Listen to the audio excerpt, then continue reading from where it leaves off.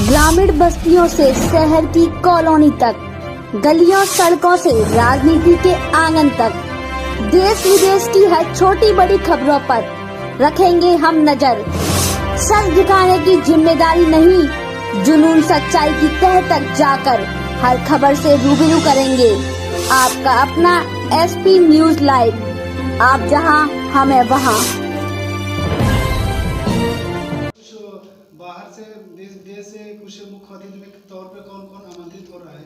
नहीं, इस बार विदेश से कोई नहीं आ पा रहे हैं क्योंकि कोरोना काल है और हमारे जो तमाम मित्र हैं उनसे वार्तालाप हुई है। अप्रैल के पहले अभी किसी को जो है आने की मंजूरी हिंदुस्तान में नहीं है और हिंदुस्तान से भी ज़्यादातर देशों में भी बाहर जाने की अनुमति नहीं है, इसलिए इस बार हमारे विदेशी विद्वान नहीं आ पा रहे हैं। फिर भी लगभग कितने की भीड़ हो सकती है? भीड़ भी इस बार हम लोगों को कंट्रोल करना है। जो उत्तर प्रदेश सरकार के कोरोना गाइडलाइन है उसी के अनुसार रामायण मेला होना है। क्या उत्तर प्रदेश के माननीय मुख्यमंत्री जी का भी आगमन होगा? हाँ, उनसे वार्ता चल रही है और उनसे हम लोगों ने अनुरोध किया है, लेकिन अभी फाइनली चूँकि चुनावी समय भी आ गया है इसलिए काफ़ी व्यस्तता है। संभावना है कि आप ही जाएं और संभावना है कि ना भी आएँ। और भारत सरकार के केंद्रीय मंत्री जी.एस. रेड्डी जी से वार्तालाप हो रही है, संभवतः हुए आए या नहीं तो फिर पर्यटन मंत्री डॉक्टर नीलकंठ तिवारी जी हैं, वे आएंगे और जगत गुरु शंकराचार्य जी, बाबा देवानंद जी, सरस्वती जी महाराज जी इसका शुभारंभ करेंगे 15 नवंबर को 1 बजे। और दूसरी बात ये बताइए, जहाँ पर राष्ट्रीय रामायण मेला का आयोजन किया जाता है आपके सेट में, देखा जाए तो जगह कम या वहाँ पर दिक्कत हो जाती है, तो क्या उसके लिए आप लोगों ने कोई प्रस्ताव बनाया है कहीं और अच्छे हाल बनाया जाए? जी, हमारे जिला पंचायत अध्यक्ष माननीय डॉक्टर बीके सिंह जी ने एक बड़ा हाल बनाने की योजना बनाई है, वो शीघ्र ही क्रियान्वित होने की संभावना है। उन्होंने स्वयं इच्छा व्यक्त की, जब वो आए और देखा कि प्रेक्षागृह छोटा पड़ रहा है तो उन्होंने स्वयं इच्छा जाहिर की है। और भविष्य में हम लोगों की योजना है कि अंतर्राष्ट्रीय स्तर का यहाँ पर रामायण केंद्र बने और इस तरह का सेंटर मॉरिशस में बन चुका है और उसी की नकल करते हुए वहाँ के संसद ने सर्वसम्मति से रामायण एक्ट भी पास किया है। उसी की तर्ज पे हम लोग यहाँ चाहते हैं कि एक अंतर्राष्ट्रीय रामायण सेंटर बने, उसमें सभी सुविधाएं, बड़े हॉल, एयर कंडीशन और राम और रामायण के जो जीवंत प्रसंग हैं, जिस तरह से अक्षरधाम दिल्ली में बना हुआ है उस तरह से के तर्ज पे बनेगा, ऐसी आगे अभी संभावना है। यहाँ पर पर्यटकों के लिए, जो बाहर से अगर इसको अंतर्राष्ट्रीय लेवल पर बनाया जा रहा है, तो पर्यटकों के लिए राष्ट्रीय रामायण मेला आयोजन समिति क्या कर रही है? कुछ नौका विहार, कुछ ऐसा कुछ नया करने वाली है जो जिससे पर्यटक लोभित हों, यहाँ पर आए और उनको अच्छा लगे, जिससे यहाँ पर लोगों को रोजगार का अवसर प्राप्त हो सके? लगभग 5 वर्षों से हम डिमांड करते आ रहे हैं कि यहाँ पर नौका विहार के साथ साथ सिंगुएपुर से संगम तक और संगम प्रयाग तक ही सीमित हो गए, क्योंकि उनके हम लोग हमारे प्रशासन ने उतना संसाधन नहीं मुहैया करा पाए कि वो सिंगुएपुर और अन्य जगहों पर जा सके।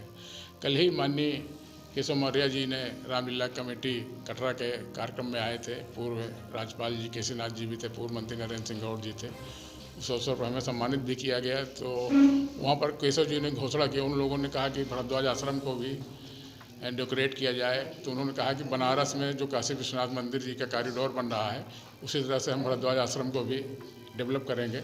और उन्होंने स्वयं घोषणा की, हम कई बार उनसे कह भी चुके हैं, तो उन्होंने कहा सिंगुएपुर से लेकर संगम से लेकर सिंगुएपुर तक और आगे चित्रकूट तक और इधर विंध्यवासिनी देवी तक, विंध्याचल तक हम लोग स्टीमर की व्यवस्था कराएंगे जिससे पर्यटक आगे जा सके।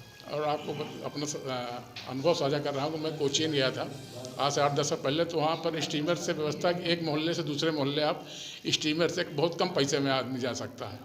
अगर सिंगुएपुर बन जाए तो कौड़ियार, फाफामऊ, आगे सिकुटी, दारागंज होते हुए संगम पहुँच जाए, जो उतरना चाहे उतर जाए, जो न उतरना चाहिए, ये जो लोड भी है हमारे हाईवे पे और स्टेट सड़कों पर, ये भी कम हो जाएगा। ये स्टीमर अभी कलकत्ते में चल रहा है। कलकत्ते में हम लोग एक बार गए थे, तो जो 4.5 रुपये में हम लोग स्टीमर से गए, वो 100 रुपये टैक्सी में जाना पड़ता हमको, और समुद्री से कोई दिक्कत नहीं थी, समुद्र वाले से गए 4.5 रुपये में हावड़ा ब्रिज पहुँच गए। तो है, बहुत से शहरों में ऐसी सुविधा है। यहाँ भी अगर आपको पर्यटकों को आकर्षित करना है तो ऐसी सुविधाएँ जो है देना ही पड़ेगा।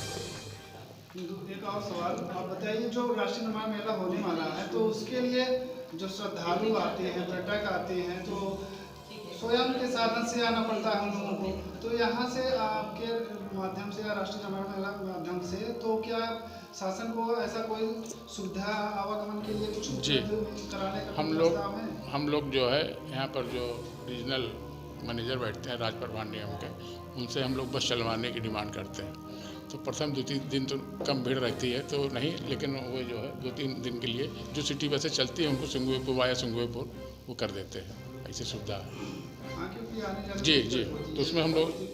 क्षेत्रीय प्रबंधक जो हैं राज परिवहन के, उनसे हम लोग अनुरोध करते हैं तो वो लोग उस दौरान मेले के दौरान बस चलवाते हैं। उसी दौरान जितने स्वास्थ्य विभाग के हैं वो लोग भी अपना कैंप कार्यालय यहाँ बना लेते हैं हिसाब से। एक क्वेश्चन हो, हाँ, नरोन जी बताइए।